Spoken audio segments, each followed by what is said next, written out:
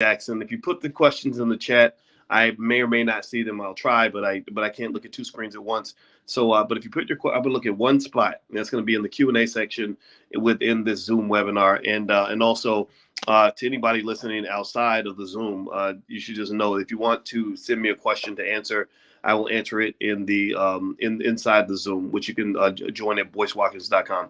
Let's see. Now, someone said, "Will the conference be live?" I don't know if Dr. Frazier is doing the Power Networking Conference via live stream, but I do think that the conference is very important because networking is really important in terms of learning how to connect with other people and trust other people. And just realizing that you have people in your community that are doing amazing things. You know, you have people in your community. I met a guy today who told me his name was Paris, and he told me that he developed a whole platform where they were buying real estate using artificial intelligence, and he was making tens of millions of dollars, doing tens of millions of dollars in transactions on this artificial intelligence real estate platform and shortening the amount of time it takes to do real estate deals. And he seemed like a really smart brother, like almost like a computer geek in a kind of way. But I say geek in a good way because I was geekish too, and I was really impressed. So you'd be amazed at how many people in your community are just doing the most amazing things. Now, how many of you? I don't know how many of you are going to the All Black National Convention. Give me a yes if you're going to the All Black National Convention or if you're thinking about it. The All Black National Convention is going to happen October 28th through the 30th in Charlotte, North Carolina. And in fact, what I'll do is I'll actually share my screen. Maybe that's a good place to kind of start a conversation today, because the convention is that's our flagship event within the Black Business School. That is what we that is the event. It's not actually just a Black Business School event though. It's sponsored by a lot of different people from the community. There's a lot of interesting things happening there. And I can't share my screen, but if you remember last year, it was a lot of fun. We had Victory Boyd and her family performed at the convention, and it was extraordinary, and just an amazing event. And so this year we have a long list of experts and panelists from all walks of life, business strategy experts. We have lots of people from the spaces of politics, entertainment, relationships, the real estate millionaires and billionaires. The former CEO of the Air Jordan brand, Larry Miller, is going to join us this year. Larry Miller is the guy who is responsible for taking Michael Jordan's company from 300 million a year to 3 billion a year, or two. I think it's about 3 billion. And so they became so big that they actually were able to compete with Nike. So it's kind of a big deal. This is going to be in Charlotte, North Carolina, October 28th. If you'd like to learn more, just go to boycewatkins.com. We're also going to have speed dating for those of you that are looking to meet somebody nice, somebody that's B1 and intelligent. If you're tired of dating idiots, this is a good place to meet somebody nice. Also, we're going to have all kinds of events focus on business and things like business and investing in crypto. We're going to have things related to health, politics, relationships, all kinds of stuff. Just a lot of really good stuff, a lot of really good people.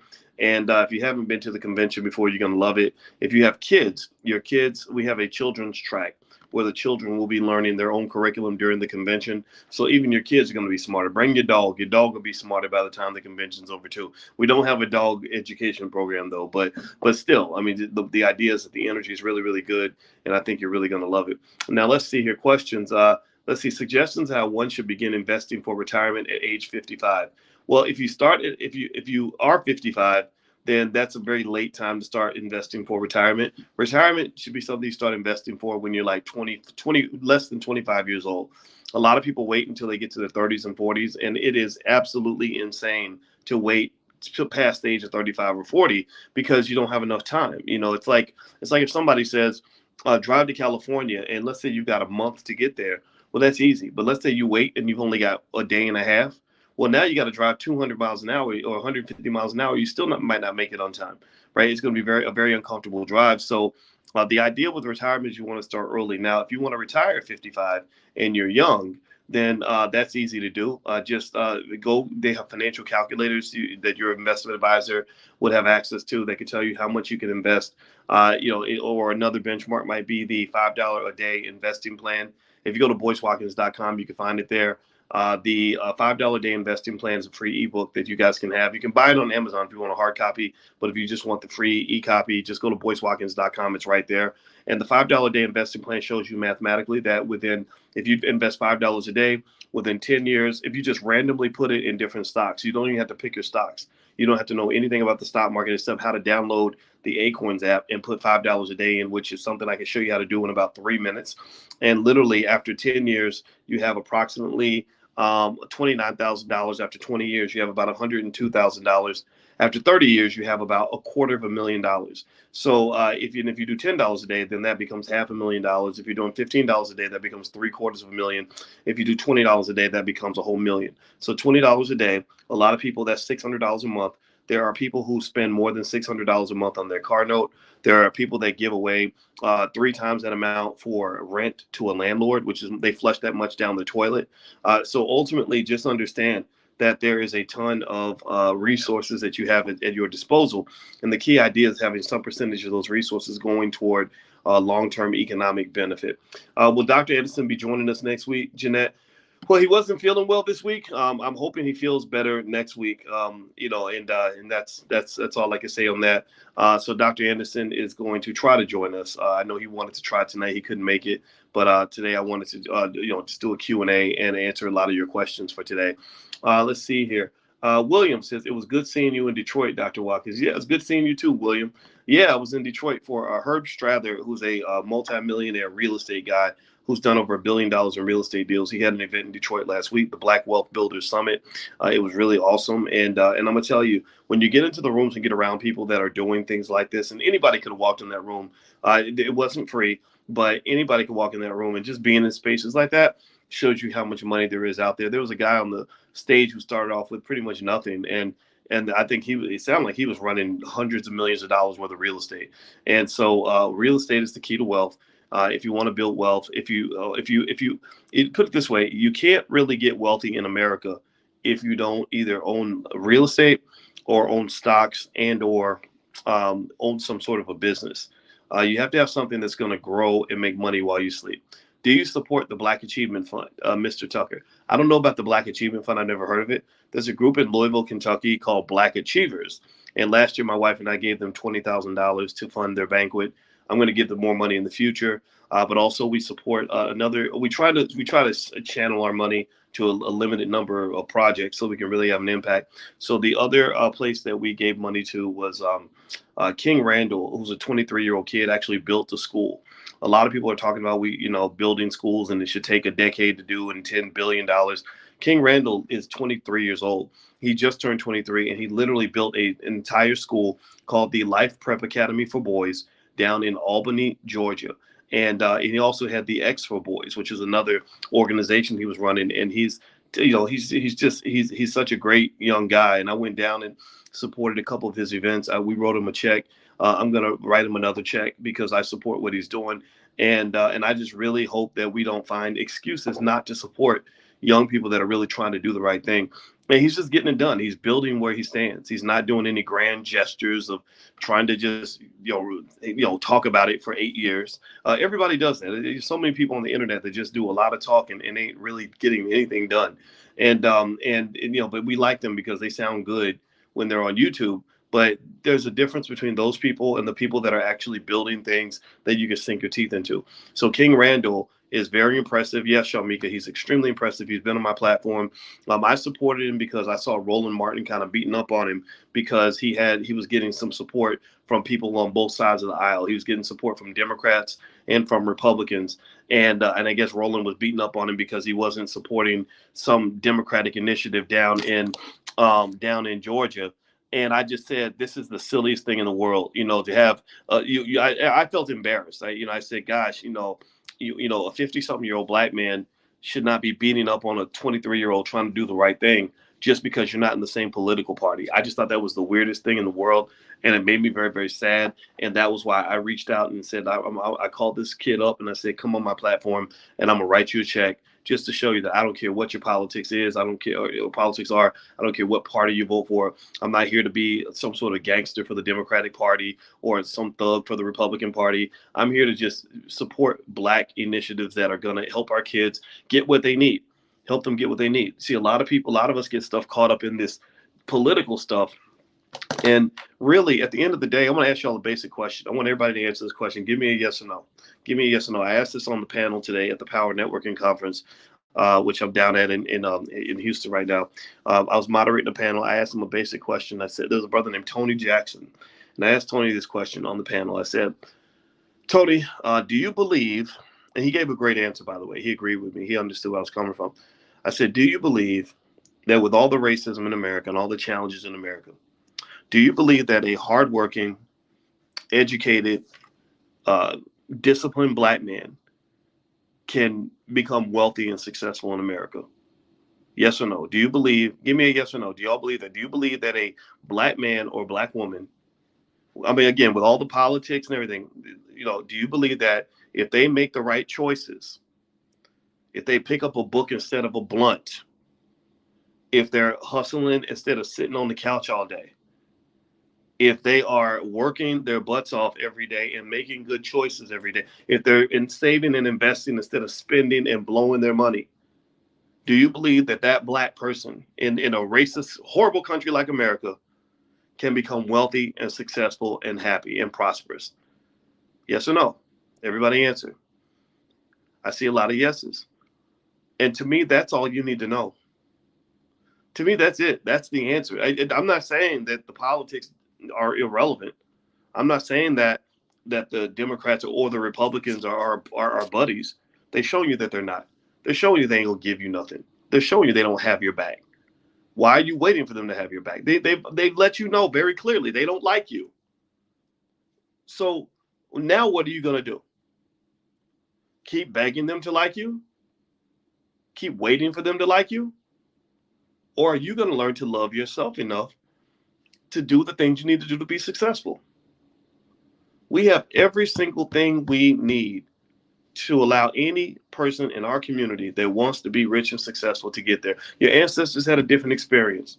You had black men and black women that did the right thing, that worked extremely hard, that saved and invested their money, that read every book, that were not given opportunities just because they were black, or weren't given opportunities because they were slaves, or weren't given opportunities because of the law. But ain't no law out here that I know of that says that you can get up and pick up a book and read that book and get the knowledge in that book. I don't know a law anywhere in America. You tell me about a law. If there's a law, that we'll go protest that law. I've never seen a law anywhere that says that when you get that extra money, you can put it in your savings account or your investment account and not go spend it down at Walmart, Target, or the liquor store, or wherever you spend your money. So my point is to say, what are you waiting for? There's no law saying that a black man is not allowed to take care of his children and love his children. So that most of the challenges that you are witnessing are psychological challenges. Most of the challenges you're witnessing are the result of bad, and I dare say alien or racist culture. And you've internalized that. So let's stop the crap. Let's stop it. I mean, I don't want to sit around all day and complain about what Joe Biden did and what Donald Trump's gonna do and all this other stuff when you ain't even doing what you got to do. You're not even doing what you got to do. So I just think that it's silly. The whole conversation at this point. If you answer that basic fundamental question, can a black man or black woman who works hard, educates himself, saves and invests their money, can that person become wealthy in America? If the answer to that question is yes, and that's all you need, you're not going to get white people's permission to be prosperous. You're not going to get their approval. They're not going to clap for you. They're like the way they would clap for you if you were gay, or clap for you if you're a feminist. They're not going to do that. They're not going to ever clap. You have to clap for you. So that's simple. It's very, very simple. Stop making it complicated, people. Stop making it complicated. Now, some of you mentioned one of you mentioned that the link to the convention, you can't find it on the website. I didn't look at the website, but what I'll do is I'll add it. I have to double check the entire site, but what I'm going to do is go ahead and just put it up here at the top. And the All Black National Convention, or if you go to allblacknationalconvention.com, you can find it there too. But it should also be on my website too. And I believe it's there, but I don't have the time to look for it. So what I'm actually going to do is just make it easy. It's right there at the very top now. So if you'd like to go ahead and get your passes for the convention, or if you'd like to be a vendor at the convention, lots of vendors show up every year to sell their goods. Lots of people are there to buy black. There's plenty of opportunities to do that. So just go to boycewatkins.com or allblacknationalconvention.com. You should be able to find it up there. Okay, so let me look here and find more of your questions here. So give me a second. And by the way, if you're listening outside the Zoom, if you want me to see your questions, just join the book club. It's totally free. If you go to blackkeystogreatness.com, that's blackkeystogreatness.com, you can actually come inside the Zoom, and that's where I'll see your question. Right now, I'm only answering questions to people that are inside the Zoom, inside the chat, but I am letting people outside kind of listen in if you want to listen in and enjoy the conversation. All right, so let me see. What's the next question here? Karen says, can I obtain my real estate license through the Black Business School? What we actually have is we have a program in the Black Business School. If you email support@theblackbusinessschool.com, the support team, that's support@theblackbusinessschool.com, they can guide you to a real estate program that was taught by a group of real estate agents. And they were showing people how to become real estate agents, how to get your license, all that, all the steps to get there. We don't have the official ability to grant you your license, but we do have people there that were training people to get prepared to get their license. So the answer is yes and no, I guess. I guess that's a good way to answer that question. Let's see here. Give me 1 second. Okay. All right. Next question is Alicia. I like that name. Alicia Walker says, is Robinhood just as good as Acorns for the $5 a day, or Wealthfront for the same through IRA? Yep. Any app works. All the app has to be able to do is allow you to make consistent deposits on a weekly basis. That's it. Just remember the pathway to wealth, the road to wealth is straightforward. It's simple. It's not, there's no whites only sign on that road unless you put one up, you put one there. And literally, it's that straightforward. It's something that's so simple. And I dare say it this way, but I don't want to offend anybody when I say it this way. But, even a monkey can do it. And I say monkey, not because I'm trying to be racial, but because they actually did an experiment with monkeys where they taught monkeys how to invest. And they found that the monkeys were able to be taught to invest by throwing darts at a wall. And they also found that when the monkeys invested, they were able to make as much money as the experts on Wall Street. And the reason is because of something called the efficient markets hypothesis, which is an old theory that was supported by a lot of people, including Burton Malkiel in his book, A Random Walk Down Wall Street in 1971, where literally because of the efficient markets hypothesis, you don't necessarily need to know anything about stocks in order to buy stocks and do so successfully. All you have to do is make sure you avoid taking bad advice from your friends. But literally, if you just randomly went into the stock market every week and just bought different stocks every time, you literally would have you'd have far more wealth than someone who sat on the sidelines. The biggest mistake people make when it comes to investing is to be too scared to invest, because you miss everything. You miss all the upturns. Right now, if you're watching the stock market, you see a lot of money being made right this moment. And a lot of people aren't getting any of that money right now. Like literally the market, go look, the stock market's been on a roar the last week and a half. I hope you guys are investing. If you're not investing, please do that, because the stock market's been on a roar. They're making money. I'm making money by going to sleep. I go to sleep and I wake up and I have another few $1,000s in my account. Like, it's that easy to make money when you're just consistently investing. And why is that? Well, because you got to be positioned to benefit from the upturn. You have to be ready to benefit. So people that were consistently buying when the markets were going down, those are the people that own those assets when the prices start going up. That's how people make money from gentrification. They didn't go buy property in the hood when the value went up. They didn't buy after the gentrification took place. That's for the suckers. That's for the people that want to live in the fancy condos and pay $1 million each for a condo in a neighborhood where 20 years ago you could buy a $10,000 house. Hey, literally, think about this. You have people buying $1 million condos now in neighborhoods where just 2 decades ago those houses were going for $5,000 or $10,000 and nobody wanted them. The people that build the wealth in this country are the people who buy when it's cheap. The people that show up late after everything gets expensive, those are the people that end up losing money. So what stocks are there to buy now? Well, my favorite stock of the week was actually Amazon. In the stock market class, those of you that are in the stock market class, I put a list of stocks in there for you guys every single week. So if you want to try the stock market program, you can do a free trial for a free month. Just go to boycewatkins.com and the link should be on my website. Let's see. Wayne says, Dr. Watkins, is there anyone or any organizations out there who are dealing with or leasing land in the South for farming? That I do not know, Wayne. I'm sorry. If anybody is in the chat and feel free to share some information, but I don't know anybody that's doing that. Jan says, Dr. Boyce, in the Understanding Stock Market Terms lecture, you discussed the future value of an annuity calculator. Let's see here. Then to do an equation, you were teaching to change your mind. Oh, yeah. So the future value annuity calculation, you can find one at calculatorsoup.com. Yep.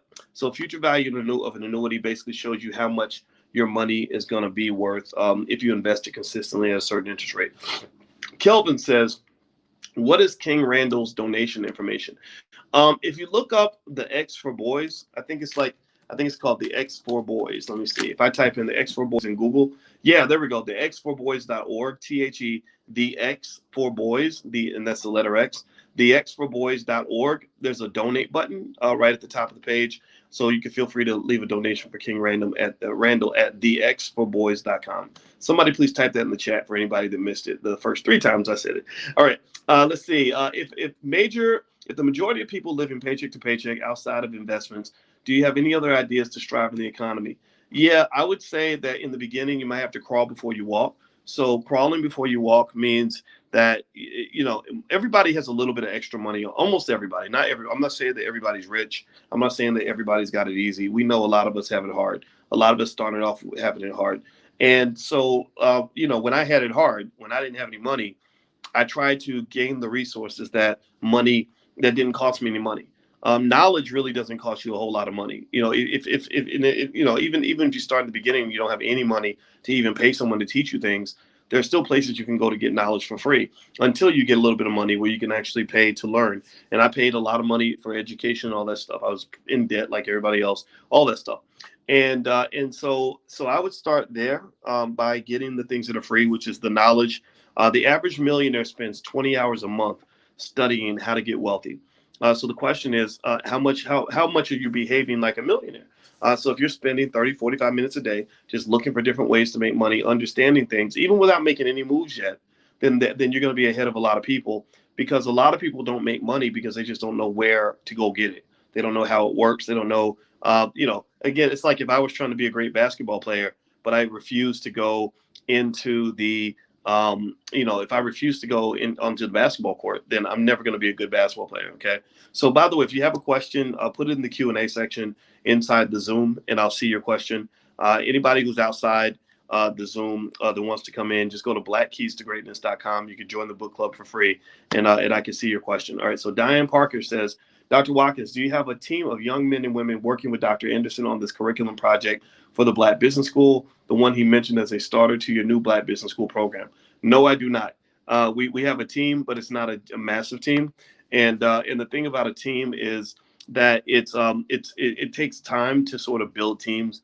It's really, really hard. I don't talk about it that much because I don't dwell in the negativity or anything, but it's really, really hard sometimes to bring in people that are not part of the team, because it just you have to vet people. The people I've worked with for years, because some of you, if you follow the internet, you've seen times where we've worked with people and it didn't work out, and the person then gets mad because they wanted some money from us or something, and they'll say, oh, Dr. Boyce is a terrible person, when really it's because we had a business negotiation and they wanted us to give them something we could not give them. We're like, look, I know you want more money, but we can't give it to you because we don't have those resources, and then next thing they get mad and whatever, and it just becomes like a complete shit show, because there's a lot of, unfortunately, as great as our community can be, there's also some toxicity and a lot of pain that can come out of that, where people get triggered and get mad, and and I just don't respond to it. Just so you know, I don't acknowledge it. I'm not going to pay attention to it, especially if I know that we did right by you or we had to part ways with you, So there was like one person that was screaming for years, Dr. Boyce is bad. He's a terrible person. And we built that whole person's career. We put $100,000 in that person's pocket and that person was behaving in such a toxic way that we just parted ways. I just said, "You're fired. You're out of here. Just go. I don't care what you tell the world." And so then when they go and they tell any story, and people will believe any crazy thing you say about a black man, so they'll go and scream and holler about it. And all I can do is just ignore. You can't fight every crazy person on the planet or every idiot. You just have to keep going forward with your mission. So long story short, that's part of the reason why you don't see me able. I build some teams, but I have to build them very carefully and very slowly, because what we're doing here, in my view, is very sacred. It's very important in terms of what the impact that it's having. I would guarantee you, I don't think there's anywhere else on the internet where people are doing what we're doing. I don't think, I mean, I haven't seen anything out there that's doing what we're doing on the level that we're doing it, right? And so to me, that means you have to protect it. And sometimes protecting it means not just protecting it from the racists that are out there. It might mean protecting it from some of the black people that are into maybe jealous competition or just have the wrong energy. So long story short, I keep it real tight. I don't, you're not going to really see me just sort of out here, mixing it up with just anybody, because not everybody understands what we're trying to do. But I believe in it deeply. I know that it works. It's based on scientific research. When I talk to you guys about what it takes to become wealthy or a millionaire and all this other, this is easy to do. It's very simple stuff. What the hard part is confronting toxic culture. The hard part is it's like losing weight. It's easy to lose weight, actually, if you do exactly what you're supposed to do. There's almost no overweight person who doesn't have a serious medical condition where if they simply got up every day and spent 30 minutes doing what a trainer told them to do and ate what a trainer told them to eat, there's almost no person that wouldn't start losing weight. There's nobody. If a trainer says, okay, 30 minutes a day, I want you to run until you sweat, and then I want you to eat these vegetables, eat this specific food, the person's going to lose weight. It's not complicated.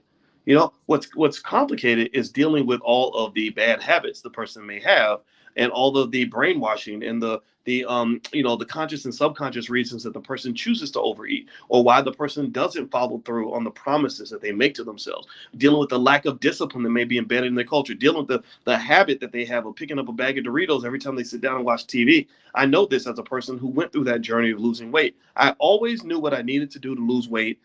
I didn't have to take a class to learn that, but it was doing it that was the hard part, right? So what we're trying to do really as a community is we're trying to shift culture. So if you ever wonder why I might repeat myself, sometimes I repeat myself a lot. I say things, if y'all who've been listening to me a lot, sometimes I'll repeat stuff just because I need you to hear it over and over. I need you to hear it 18 times, 20 times a month, because I want it to sink in, and once it sinks in, you're off to the moon. Okay, so I want you to win. I want to help you succeed. So there's my 2 cents on that. Jan Jasmine says, it seemed like I did the calculations wrong, or maybe the calculator wasn't the right one. No, I think the calculator soup one is good. If you look up future value and annuity calculator, they're all over the place. There should be one if you log in at the blackstockmarketprogram.com. There should be one inside that program. Will Dr. Wesley Muhammad or anybody be from the NOI be at the ABNC? Asked Ryan. Yeah, I believe the team secured Riza Islam. I want to say Nuri Muhammad or Akila Nihanda. I can't remember everybody exactly, but I love the Nation of Islam, and I think the Nation of Islam, as far as how they deal with blackness, the structures of the way they view family and working together and building things. I think that's a great template to pay attention to in terms of what the community could do if we do our best. Reginald says, okay, so Reginald, I see you have a question about the Black Business School. If anybody has a question about the Black Business School or your membership, just write this email down. It's support@theblackbusinessschool.com. That's support@theblackbusinessschool.com. Don't forget that THE. Support@theblackbusinessschool.com. We have a whole support team that's waiting right there to answer your emails. They can answer any message, any question you have about your membership or anything like that. We want to take good care of you, make sure you're happy.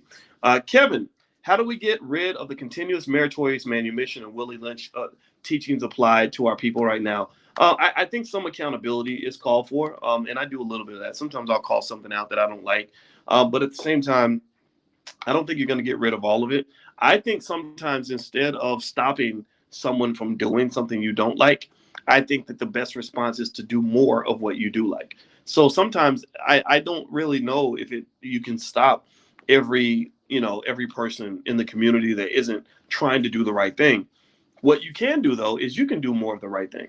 If I just have, then that's honestly that's a little secret. That's one of the ways I deal with, even when I see when I see maybe a critic or someone who doesn't like what I'm doing or doesn't like me or something like that. Well, I just do more me. I do more me because I believe in what I'm doing. I believe in what we're doing. I believe in this mission. And so to me, it's like, if you talk about that negative thing one time, I'm going to talk about the positive thing 475 times, right? And so the positive will drown out the negative.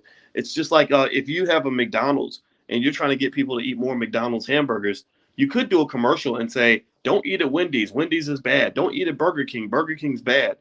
But McDonald's doesn't do that. McDonald's just runs more McDonald's commercials, right? Because they know that it's a battle. Like, okay, we need to take up brain space that Burger King might be taking. So there's a competition, but it's more parallel as opposed to conflicting. You don't have to conflict with every idea you disagree with. You don't have to fight with every trifling Negro. You ain't got to fight with those relatives who don't get it. Don't fight with them. Just go and kick ass and take names and succeed. And then they're going to be watching you. They're going to notice you because your energy will be so strong. It's like, I compare it to the sun. The sun doesn't compete with the planets. The sun's not competing with other suns. The sun's not competing with anything else in the solar system. All the sun does is it shines brighter and has more luminous power than any other object inside the solar system.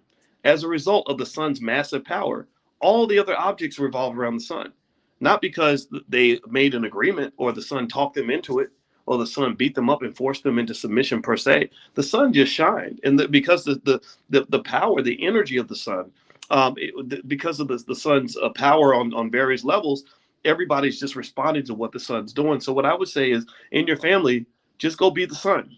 Just go shine. Just go be great. Succeed. Win. Do your best. Give 100%. Show up with a lot of energy. And eventually what you'll see is that people will just naturally gravitate towards you. They will naturally follow you. They will naturally respond to you. Sometimes they may talk bad about you, right? But they're good. But even when they're talking bad about you, they're still honoring you. You got to understand that. See, the worst thing people can do is not talk about you at all. But when they're talking about you, they're honoring you. They're honoring your power. They're not honoring you by saying, I like you. They're honoring you by saying, damn, you're there and I can't act like you're not. I must acknowledge you. I must respect what's happening here, right? So if the Chicago Bulls are playing the LA Lakers, they don't like each other. They're not going to clap for each other when they score a basket. They're going to play hard defense. They're going to prepare, right? And that's still a type of respect. They're acknowledging each other by saying, man, if we don't prepare, the Lakers are going to kick our butt. So ultimately, that's what it is. I don't look for anybody to just sit around and just say how much they like me. And I appreciate those of you who do. It's nice. I appreciate that. But even my enemies honor me as much as my friends do, because we are here. We are doing this. And you must show up at the table with all your energy and all your ducks in a row, ready to kick butt and take names, so that even people that hate your guts say, damn, here they come again. Here he comes. You got it? I hope that makes sense. Okay. Let's see. All right, next question. Let's see. When Ice Cube presented his platinum platform to Trump when he was president, was it Trump or our politicians that turned it down? Ice Cube did not present the platinum platform. As you know, I worked with Ice Cube very closely during his political thing. I remember him going on CNN. We talked right before he went on CNN. We talked about, we kind of strategized on some points he can make on the show. And then after the show, he called me and we were talking a little bit more. And we talked a lot. And one of the things I can tell you from the bottom of my heart is that Ice Cube was really trying to do the right thing. And I wouldn't have sat around and talked to him if I didn't feel that way. I remember I had conversations with other people and I wasn't as convinced. I talked to Kanye West. I like him. I think he's trying in his own way, but I feel like Kanye's still a little bit, it's like something about being like in this celebrity space, and all these white people are giving you money and whatever, and they'll pay you money to act like an idiot. I'm not saying Kanye's an idiot, but sometimes he acts like an idiot. I'm just gonna be honest with you. Sometimes he's a genius, sometimes he's a weirdo, and I don't really care about any of that, because I can strip away from all that. I see where that's coming from. I see what that is, and I see why that gives you confidence, because men naturally gain confidence when they're making money, no matter what they're making money for. So some comedian who calls himself the N-word or acts like a buffoon and makes $10 million doing it, will feel like he's a successful black person, because people who don't understand how this so-called success is manufactured by corporate America, they think it's a big deal. It ain't a big deal. It's all it means is that your adversary will always pay you to act like an ass. I'm not saying Kanye's an ass. I'm not saying that at all. I'm saying that in general, a black person making money doesn't impress me at all. I'm going to ask, how did you make your money? Remember, it's like your daughter. If your daughter comes home and says that the boys in football team, they're all giving her $20 a week, the first question you need to ask is, well, how did you get that money? What did you do to get that money from the whole entire boys football team? Because if she's sleeping with everybody on the football team, that's not a sign of success and respect. So, when we talk about money, a lot of people make that mistake of thinking that being focused on financial success means being obsessed with money and believing that money is the be all end all. Money over everything. If I have money, then I'm successful. Money, money, money, money, money. No, you got to ask, how am I getting my money? Because your enemy will always pay you money to do things that are to your detriment or to the detriment of the people that you care about. And so, I don't blame people for getting their money. I think money's important. Money does matter. But when I talked to Kanye, first thing he told me, literally, we talked 2 minutes, and he told me he was worth $4 billion. I didn't care. I don't care. So what? Big deal. How does that benefit black people? What does that mean for black people? But then one thing he did do that I really liked was he tweeted a picture of Dr. Claude Anderson's book right there on the phone, and I appreciated that, and that's why I appreciate him. That's why the good outweighs the bad. But in terms of having the ability to even focus long enough to really get something done, I don't think that was there yet. I think that sometimes that celebrity space distracts you so much that it's like you think you can snap your fingers and everything's going to change. And unless you're snapping your fingers and delegating to the right people, nothing is going to change. And also I really encourage everybody to stop getting all pumped up about these celebrities who talk about themselves like they're walking gods. Like, I'm the greatest of everything. I'm the most important, whatever. No, you're not. Stop that. Your community is more important than you. And you must bow to that. You must honor the community before you start honoring yourself. And so I didn't honestly get a lot from talking to Kanye. It was kind of like wow, my kids thought that was cool that he called, but it wasn't a big deal. When I talked to Ice Cube, I felt like I was talking to a true ally who truly understands what we're trying to do. I felt like I was talking to a person who understood how to play your position. I felt like he understood that as a celebrity, I have a big platform. My job is to be fearless with my platform, to walk away from all the temptations that come with being a celebrity, where they pay you money to dumb yourself down or walk away from your community. And I also felt that he understood that there's a point where you pass the ball to people in the community that don't have the spotlight you have. So when Ice Cube made his contract with Black America, which I encourage everybody to take a look at, the first thing that impressed the hell out of me was that he went and he recruited scholars and thinkers to give him the best ideas to put on this contract, so that he could then do his job, which is to promote it. I thought that was brilliant. And every celebrity can do that. All of them can do it. But unfortunately, when you just get out here in this weird world, they just completely forget about Black people, at least in an authentic way. It becomes very superficial, very silly. Just understand, with all the money and the power and the access and resources that they have, if they sat down with a team of smart people and just gave them access to the platform and their connections, you could raise 10, 20, 30 billion dollars in a couple of weeks for the Black community, and build a whole chain of Black owned schools. If you wanted to, you could build thousands of Black owned businesses, but nobody's encouraged to think that way, because our smartest people are oppressed by culture. You have anti-intellectual culture. So you have a lot of people that get promoted heavily who are just not that smart, who are not trying to be smart, who are trying to be as ignorant as possible. Well, why would you do that? Well, because that's how you get the bag sometimes. I don't think the white man will ever pay you for being your absolute best. He will never pay you for competing against him. He will never pay you to win, in the competition of minds. He'll only pay you to entertain. And that's what your job is. So let me keep going. Alicia says, my son, Kal-El, is 11 years old, is asking this question. Did anyone actually go to the moon? If it's true, how much money would it cost? Great question. I'm gonna tell you, I'm not a conspiracy theorist about going to the moon, but I like that question because it gets me off that train of thought I was on before. Because y'all know me, I could go on that forever. But I don't know. What confuses me about the moon is I don't understand how there was something that you did in 1968 that you can't do in 2022. And that's weird. That makes no sense to me. I get it. People are like, yeah, we don't invest in NASA and they, but it was 1968. They you have more computer technology in your phone that they had in the entire rocket ships that they were sending to the moon. I don't get it. I admit I don't understand it. So when people say that they faked the moon landing, I don't think it's impossible. The government's faked all kinds of stuff. So stop acting like they wouldn't do it. I'm not saying they did. I'm saying that it doesn't make sense.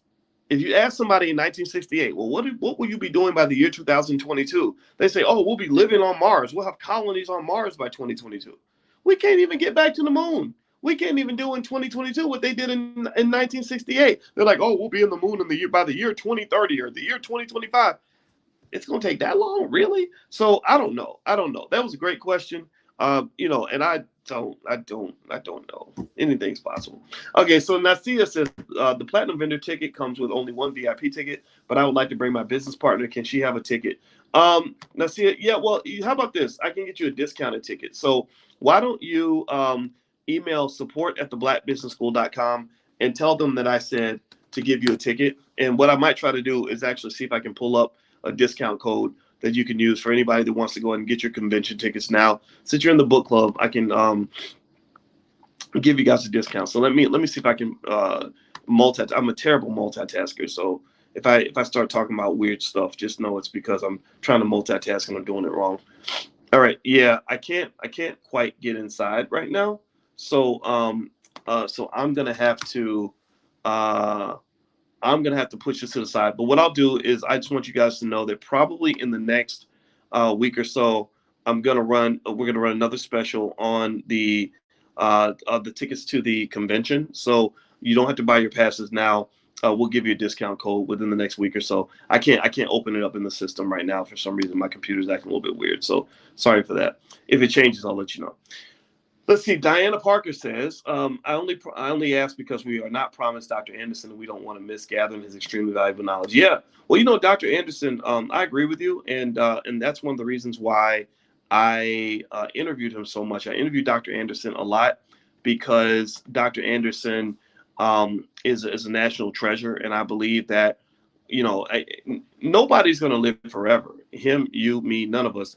So I believe in recording things. That's why I talk a lot online, because who knows, maybe in the future, maybe some of my ideas will be beneficial to young people. So I try to visualize in my head when I'm talking to you. I visualize some kid in the year 2070 watching like one of my videos or something and getting inspired from something that I said back in the year 2022. And so I think that you have to have that kind of thinking to really prepare your community for the future. So whatever you're doing, I want you to think about legacy. I want you to think about preparation for the future. I want you to think about doing what you need to do in order to leave something for future generations. And it does make a difference. My wife bought her first house because her great grandfather bought a like one of those old U.S. savings bonds back in 1945, right after World War II. And because he bought this bond in 1945, his great granddaughter was able to buy a house in the year 2008. And the other thing was, and also in her family, there was an apartment building they bought.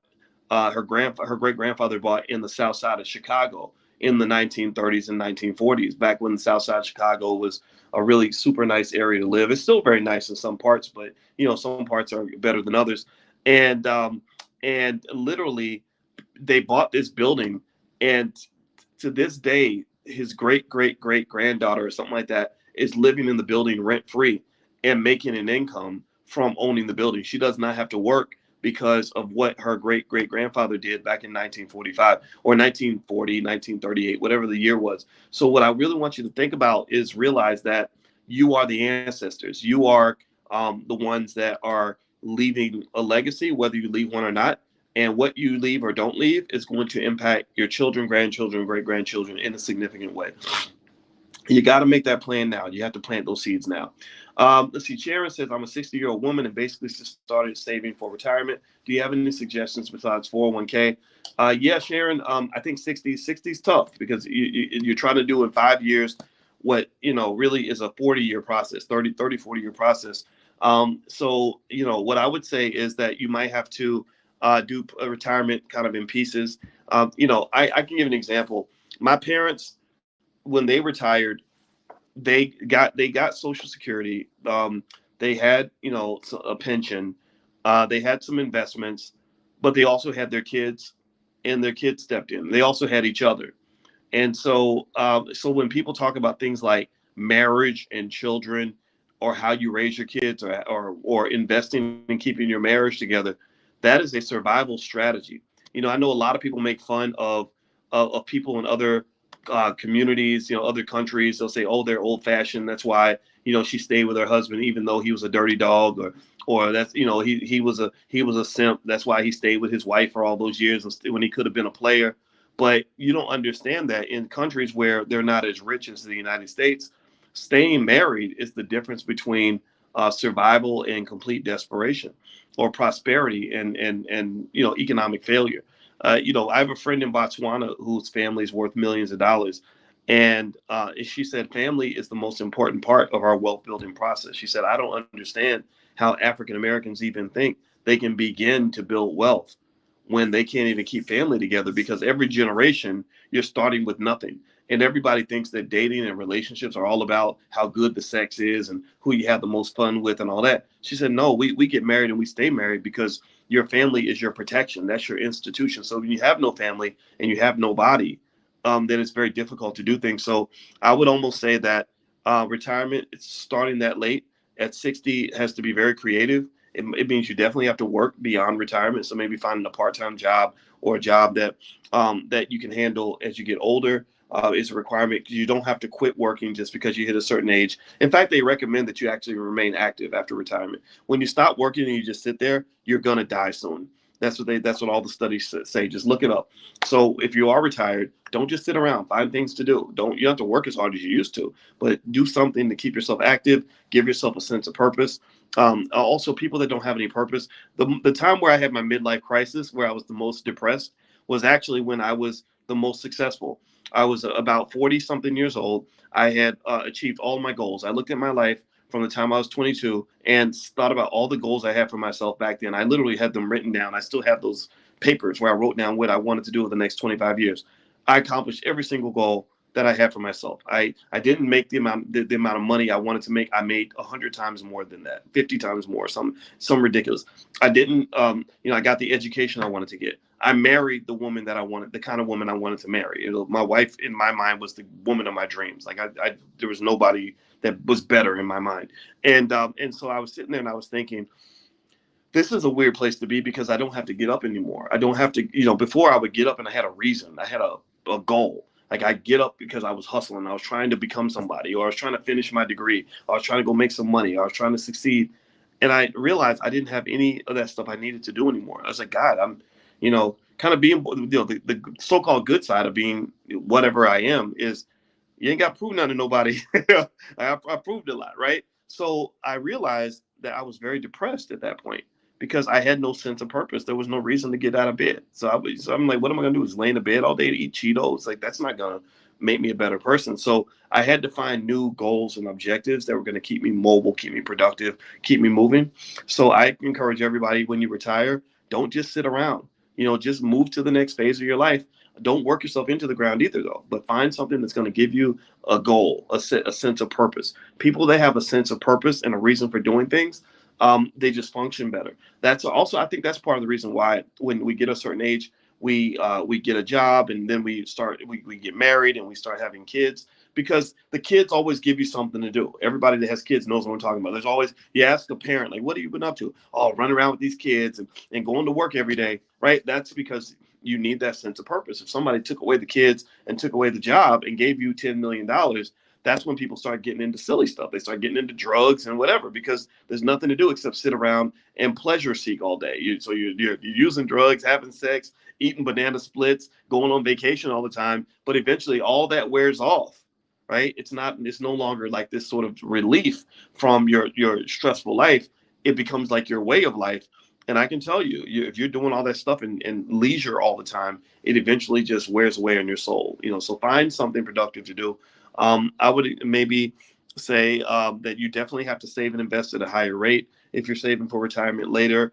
I think that if you do have kids, hopefully your kids will step up. I step up for my mom all the time. My mother's on my payroll. I wanted my family to benefit from whatever I was doing. And so that's why when you're raising your kids are also part of your retirement plan. So for those guys or anybody that's neglecting your kids, just know you're neglecting yourself, because when you get 70, 80 years old and you need somebody, the kids are the ones who step up and come through for you. And so just keep that in mind as you're making your life investments. Let's see here. Next question is Nasia says, my son is 15. He lost his dad at 10. Oh, I'm so sorry. I've had him listening to you for years. He even sent in a sports video a few years ago for Fine Nubian Queen. Do you mentor teens? Well, I would say that if he's listening here, Nasia, to keep bringing him, keep having him listen. He's 15. He's almost a man now.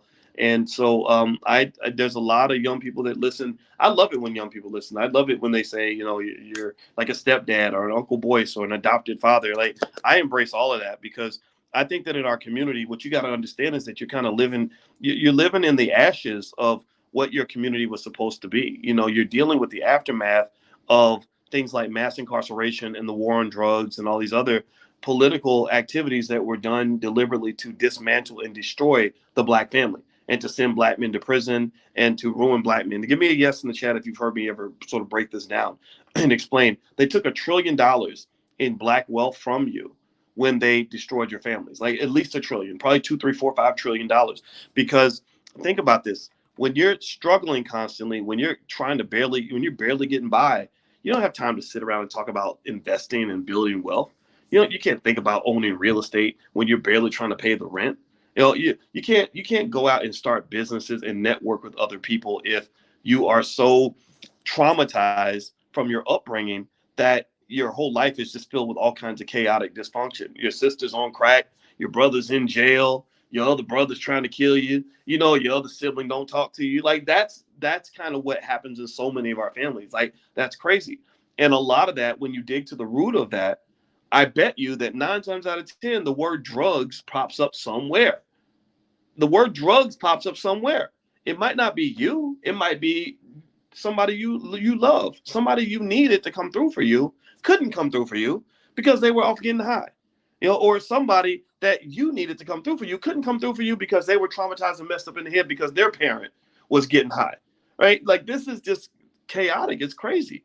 And so we have to be very intentional about sort of rising the phoenix from the ashes, cleaning up the tornado, and really structuring our families and our existence in a way that's going to allow us to get back to becoming a fraction of what we were supposed to be.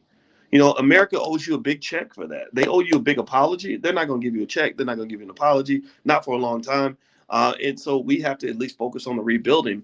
But we can't forget that. We can't forget that because they're trying to sprinkle those drugs right back in your community. They got your rappers who are your most influential people in the community. They could be rapping about anything. They could be rapping and making kids read. They could be rapping and making kids build wealth. They could be rapping and making kids eat healthy. But instead, they are literally rapping and getting your kids to want to get high and drunk and on drugs at 18 and smoke so much corporate made weed, which has been heavily, heavily tampered with, to the point where they are addicted to dope at an early age and can't be functional for nobody. Do you understand in my own life how many relatives I've had to cut off because they were messing with all that dope? Like, I don't even know what to do with you now. Like, every time I talk to you, you get triggered and go crazy because now your chemical imbalance in your brain is off. You can't even have a structured conversation anymore because all you can think about is getting high and drunk. Anytime you're picking up the weed in one hand and the Henny in the other. And I'm up here trying to fight a war and trying to build. You can't build nothing because all you're thinking about is the dope. You are a slave. You are a damn slave. You are a slave to those drugs, and or you're a slave to the fried chicken, or you're a slave to something silly. And so you can't ever fight for freedom because you're not even free yourself. So I've had to cut in my own family. I've had to cut off relatives. My own father, my own biological father, could not be a father to me because he was getting locked up and in and out of jail over drugs. Other people in my family, I'm not gonna say their name because they might be listening. I don't want to hurt nobody's feelings. But some of the I don't know what to do. I don't know what to do with a drug addict other than to send you to rehab. It's like we're playing in a basketball game and you're injured. You're showing up to the NBA finals with a broken leg. All I can do is wheel your broken ass over to the sideline so that the real players can get in the game and try to win this damn thing without you on the court. So I'm not making fun of people that are in that category. What I'm saying is that I advocate strongly for a zero tolerance policy when it comes to drugs. I believe that any rapper who is promoting drug addiction or drug abuse in the black community should be dealt with on it in an extreme way, whatever that means. I don't know what that means. I'm not saying go beat them up or kill them or nothing like that, but I am saying that killing their career would totally be okay with me. Now, by the way, it looks like I froze. Let me know if you guys can hear me okay. I know you probably can't see me right now because I was frozen for a second. Can you hear me and see me okay? All right, okay, good. All right, so give me a yes in the chat so I know I'm coming through all right. All right, so let's keep going.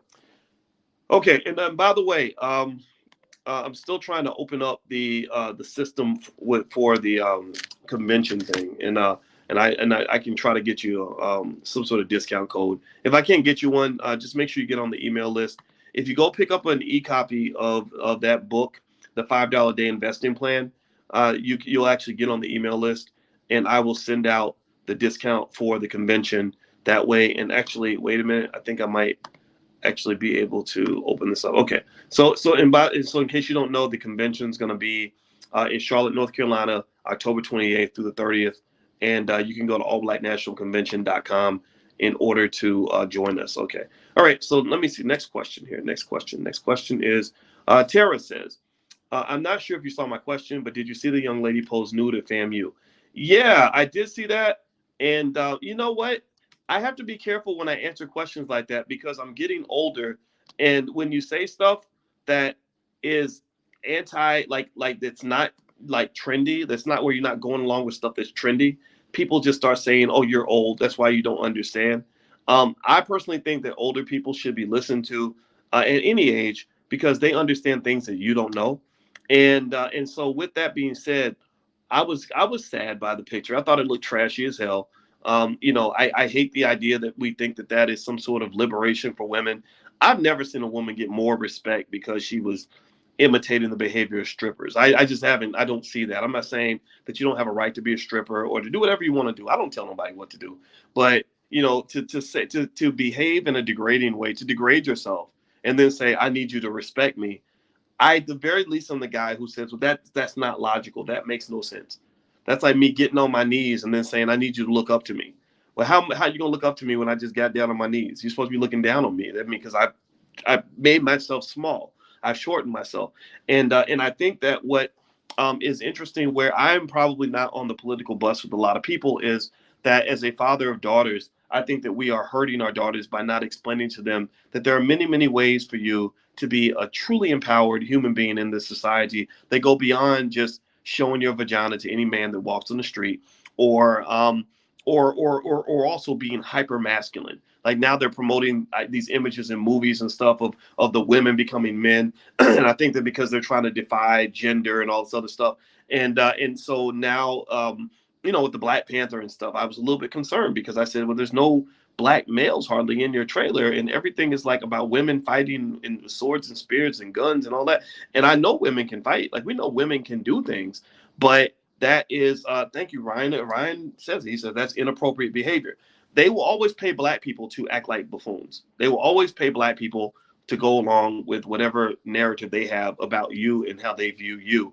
And so what I would argue, my theory on this is that because you've had this strong black woman image kind of building out of the absence of the black male, which was the result of mass incarceration, the war on drugs, Joe Biden policies, where he sent all the black men to prison, everything else. So a lot of black boys, the majority of black boys and black women don't have a father in the house. So unfortunately, a lot of the women grow up disliking men because the first man you ever loved disappointed you. So you look down on the men. You realize you can't trust the men, right? And then you have men who don't want to be men, because they hear their mother talk about how terrible men are and how men broke her heart and how men are bad and everything else. So next thing you know, you have this manless society. And if you look throughout history over thousands of years, when one group conquered another group, that's the first thing they did, is they want your masculine men out the door, because that masculine male is competition. I knew a lady who had a boyfriend that was not really as successful as her. He was trying, but she was the go getter. She was getting all the opportunities, and he really wasn't. He was an actor, and so she got this offer, this job offer to move across the country. Some rich Jewish guy said, "Hey, if you come and work for me, I'll give you control of the whole studio. I'll pay you 200,000 a year." It was an opportunity of a lifetime for her because I think at the time she was struggling to pay the rent. So she goes to the guy, and the guy says, "Hey, let's have a meeting." So she goes to meet with this guy, and she, without telling him, she brings her boyfriend. Right, because she's like, I want him to meet my boyfriend so that I can convince him that we can go run this studio together. Because having him by my side, I can do an even better job, or whatever. He had no interest. You're probably not surprised by this. That man had zero interest in meeting her boyfriend. He literally immediately rescinded the job offer. He's like, no, this offer was for you. It ain't for him. I need you. I want you, but I need you to leave him back wherever he came from. Because and really what's going on there, in my view, is that he's competition. He's not going to pay the competition to come and work for him, and he was paying her because he wanted to be close to her, not because not that she wasn't skilled. She was, but there was another dynamic happening there that she became more aware of once she kind of saw how this man reacted when she said, "I want to get my boyfriend involved also." So ultimately, I believe this is what happens in corporate America. I believe this is part of the reason why a black male, a straight black male, is never going to get the same opportunities in corporate America as a black woman will get or as a gay black man will get. It's nothing against any of those groups, but it means that for straight black men, you have to have one important thing inside of your bones in your body that will help you survive. As a straight black man, you cannot afford to go into this world and not be absolutely ready to be competitive with other men.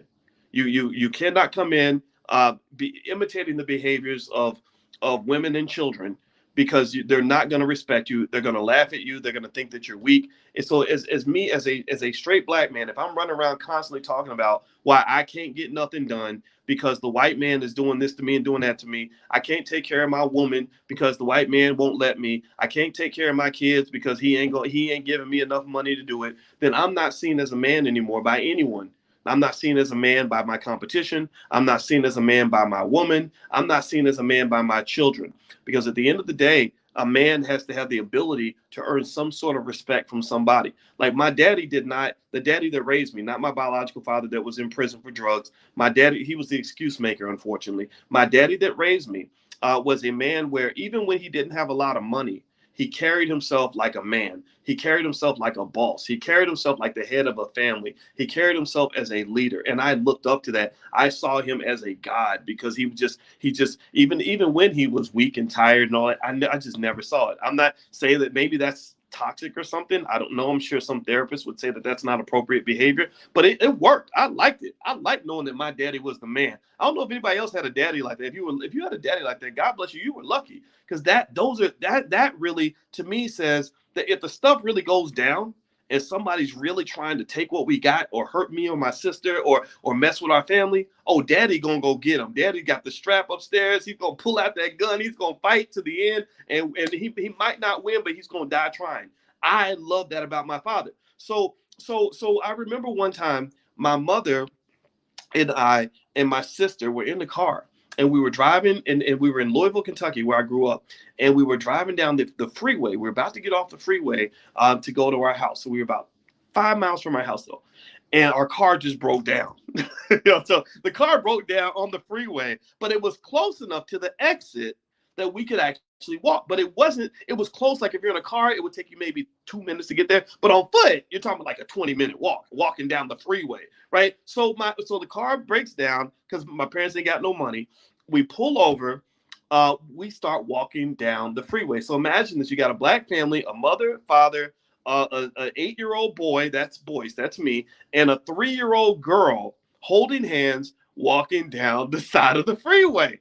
And I remember that, white people, and I don't think all white people are bad. I'm not, so if you're white, don't think I hate you. I don't have time to hate you. I love myself. That's a totally different thing. So, there were people that drove by and they felt bad for us. They were like, dang, this poor family's walking on the side of the road. So you know what they did? They did what was natural. They pulled over to say, hey, buddy, you need a ride?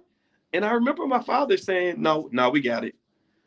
And it's weird because when he said, "No, we got it," I got it. Like I got it instantly. I understood at 8 years old. I understood why my father didn't want to ride from that man.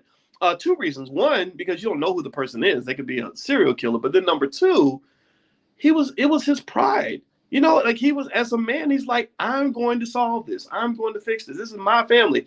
I got it. Right. And again, I'm not saying this is the best way to handle everything. Maybe the best route might have been to get in the car and get the ride. I mean, you know, I'm not knocking that, but there was something about that that really, to me, exemplified who he was to us and how important that was to our family. He was in many ways like a spiritual, like a tent pole. Like if you think about a tent, the tallest tent pole is what holds the tent up. And if you take that tent pole away, the whole tent falls down and drops on everybody's head, or it's not tall enough for people to walk around inside the tent.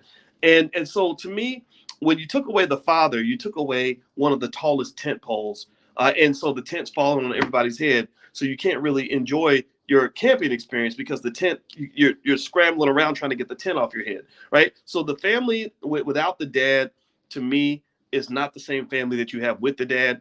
And I don't understand why people think that it's sexist for me to say that. It's actually more sexist for you to disagree with what I'm saying without hearing me out. Because there's no way on this earth I could ever convince any of you that you can have a family or a sturdy, solid family or a complete family without the mother. We know how important mama is. We know how important big mama is. We know the mother is the center of so many important things that happen in the household. So I don't understand where we forgot how important the father is in terms of being the center of many things that happen in the household. So you've basically gotten comfortable running a marathon with one leg.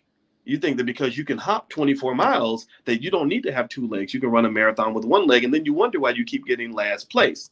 Well, you keep getting last place because you're running against people that have two legs, and two legs are better than one.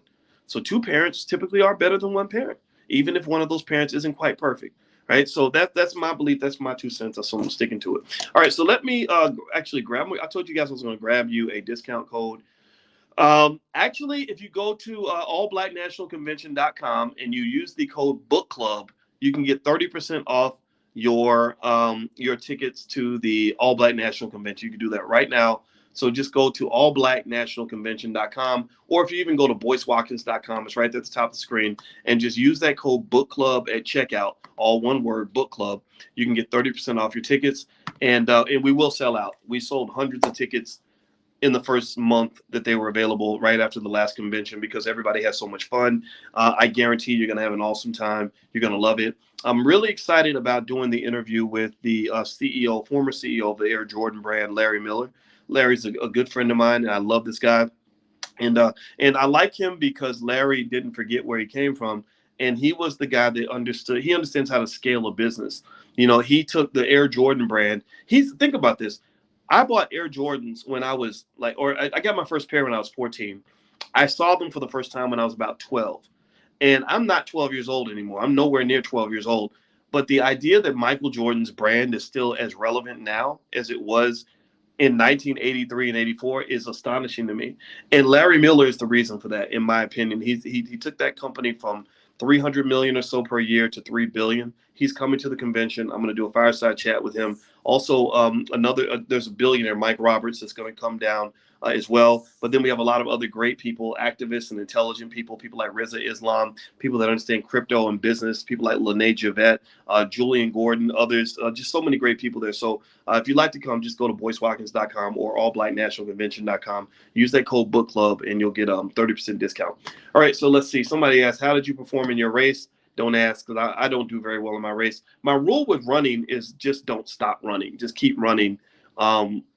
Just keep running. Kareem says, will the event be live streamed for those who cannot make it? We're working to set up a live stream. That's not determined yet, though, because we have to have a certain type of film crew on the ground, and we haven't picked our film crew yet. So we're thinking about it. We're trying to decide if we're going to do that. Let's see. Rodney Ward, for every different brokerage account, do you need a different bank account? No, you do not. You can have one bank account that feeds all your different brokerage accounts. That's pretty easy to do.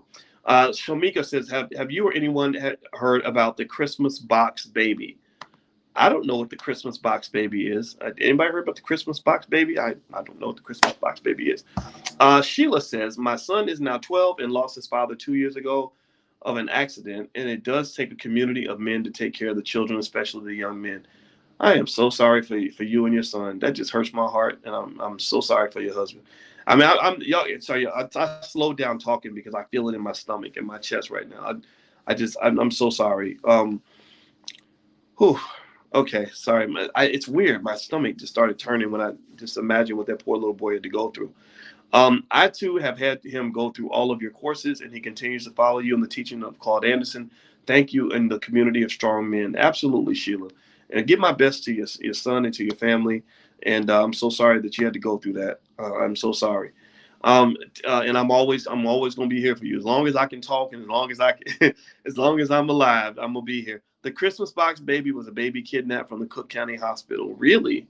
When was that? Was that recently? I haven't heard anything about that. Community control of numbers, says Timothy Jones. Okay. I don't know what that means. I'm sorry. Community control of numbers versus reparations. I don't know what community control of numbers is. I'm so sorry.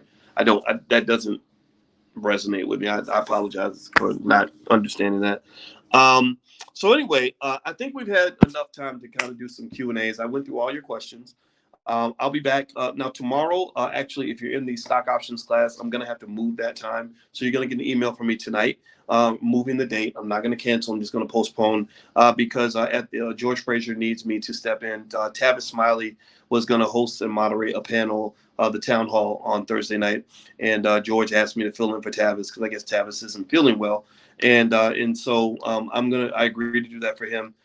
So I can't do tomorrow night's class. However, I will schedule another date in the next 3 or 4 days, and then also, in fact, I'll do some extra things. And if you log in, you can actually find some stuff that I put in there for you guys. So I hope you all have a good night, and it was fun talking to you. And by the way, I don't know if you guys know, we the financial flashcards for kids. If you were thinking about getting some for your children or kids in the neighborhood, giving them away as Christmas gifts, we have a great discount. Let's see. Nasia says the code book club did not work.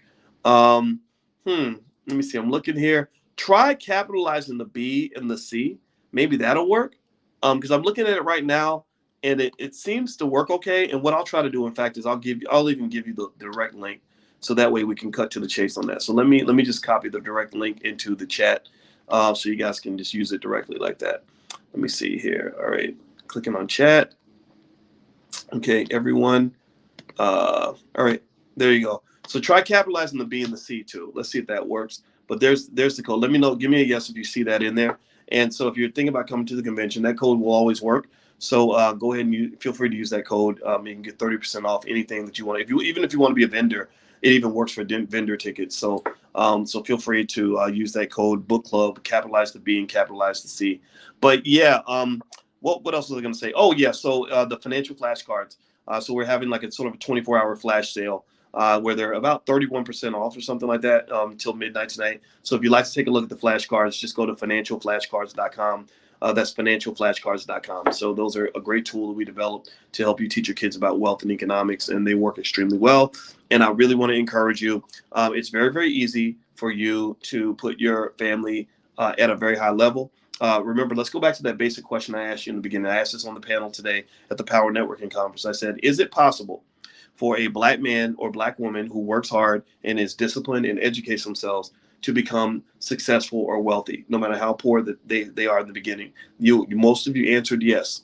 And I agree. The answer is yes. The answer is absolutely yes. It happens all the time. It's thousands and thousands of black people. Some of you in here, many of you in here, started off poor, and now you're doing extremely well. Now, so what I really want you to do is kind of start with that premise and understand that if you want your children ahead of everyone else's children, all you got to do is start them off early. If you start them off early, then they win. If you start them off late, then they're probably going to lose. So what I would encourage you to do is understand that things like the financial flashcards and stuff like that, or whatever tool you want to use, are just conversations about what money looks like, how you make your money, and shaping their values early is really what matters. I figured this out. This is something. See, I'm figuring things out every year. I know more about this now than I did 5 years ago. And I knew a lot 5 years ago, because even 5 years ago, I'd had my PhD for 15 years. So I knew a lot of stuff, but every day I'm figuring out stuff. And here's what I figured out about this wealth thing in the Black community.